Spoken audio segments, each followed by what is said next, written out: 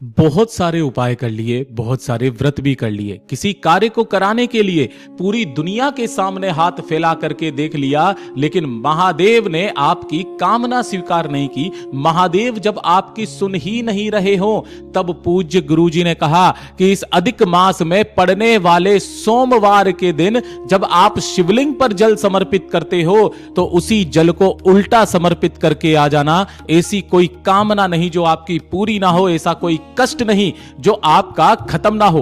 पूज्य गुरुजी ने हाल ही की कथा में उल्टा जल चढ़ाने का क्रम बताया गया कि जब महादेव आपकी कामना ही स्वीकार नहीं कर रहे हैं, काफी सारे उपाय व्रत सब कुछ करके देखा, लेकिन आपकी वो इच्छा पूरी नहीं हो रही है, तो अपने जल चढ़ाने के क्रम को बदलिए। इस बार उल्टा जल समर्पित करके आना। ऐसी कोई कामना नहीं जो महादेव पूरी ना करे। पूज्य गुरुजी की ही कथा से सुनकर के और समझ करके इस पूरे उपाय को बहुत आसान भाषा में आप सभी को बताऊंगा, परंतु उससे पहले आप सबसे बस एक छोटी सी प्रार्थना, जो भी भक्त पहली बार आए हैं चैनल को सब्सक्राइब जरूर से कर लीजिएगा और वीडियो को लाइक करके महादेव का कोई सा भी प्यारा नाम कमेंट बॉक्स में लिखना बिल्कुल भी मत भूलना। पूज्य गुरुजी ने कहा इस वाले जल को समर्पित करने के लिए आप सभी लोगों को लेना होगा थोड़ा सा, मात्र एक चुटकी के बराबर का लाल चंदन, जो महादेव को अति प्रिय होता है।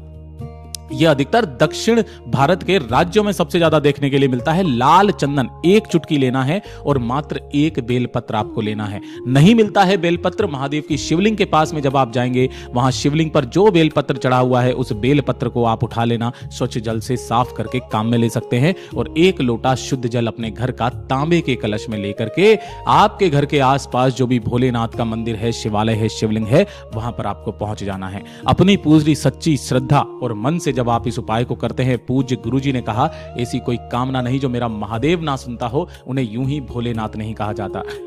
उत्तर दिशा की तरफ में मुख करके आपको शिवलिंग के पीछे की तरफ में बैठ जाना है। जो पूजा पाठ अर्चना करनी है वो पहले कर लीजिएगा। अब पूज्य गुरुजी ने कहा कि जब आपकी कामना, जब आपकी इच्छा अधूरी है, महादेव तक जा ही नहीं रही है, पहुंच ही नहीं रही है, आपको लगता है महादेव मेरी कामना नहीं सुन रहे हैं, महादेव मेरी प्रार्थना नहीं सुन रहे हैं, सब कुछ आपने करके देख लिया, लेकिन जीवन के दुख, जीवन के कष्ट एक के बाद एक आते चले जा रहे हैं, खत्म होने का नाम नहीं ले रहे, तो जो आपने एक लोटा जल लिया है, इसी एक लोटे जल के अंदर लाल चंदन मिलाकर, यह लाल चंदन का जल, लाल चंदन मिला करके और जो एक बेलपत्र आपने लिया है, उस एक बेलपत्र को इसी वाले कलश के अंदर ही डाल करके दोनों हाथों में लेना। दोनों हाथों में लेकर सबसे पहले अपना नाम बोलना, अपना गोत्र बोलना और अपनी कामना कहना। कामना कह देने के पश्चात अब सबसे महत्वपूर्ण आता है कि जल किस तरीके से समर्पित किया जाए। पहले आप जल कैसे समर्पित करते थे? दोनों हाथों में लेकर के इस तरीके से और एक लोटा शुद्ध जल भोलेनाथ की शिवलिंग पर इस तरीके से समर्पित कर दिया करते थे। लेकिन इस बार आपको ये जल ऐसे करके समर्पित नहीं करना है।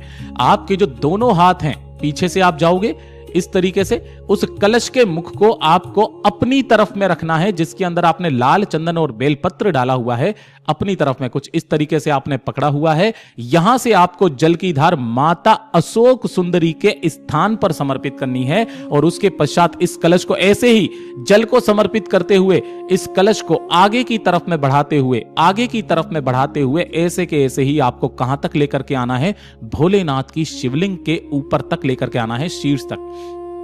यहां से जल समर्पित करते हुए महादेव की शिवलिंग पर जल समर्पित करना है। लोटे का मुख आपको अपनी तरफ में रखना है। पूज्य गुरुजी ने कहा था कि जो भक्त इस तरीके से जल समर्पित करता है, जल समर्पित कर देने के पश्चात अपनी दाहिने हाथ की हथेली को जलाधारी पर लगा करके अपने हृदय की बात, अपनी कामना कह करके आता है। महाराज ऐसी कोई कामना नहीं जो महादेव तक ना पहुंचे और वो स्वीकार्य ना हो। पूज्य गुरुजी का बहुत अद्भुत और अचूक उपाय है, जरूर कीजिएगा। वीडियो पसंद आए तो लाइक करना, चैनल को सब्सक्राइब जरूर कीजिएगा।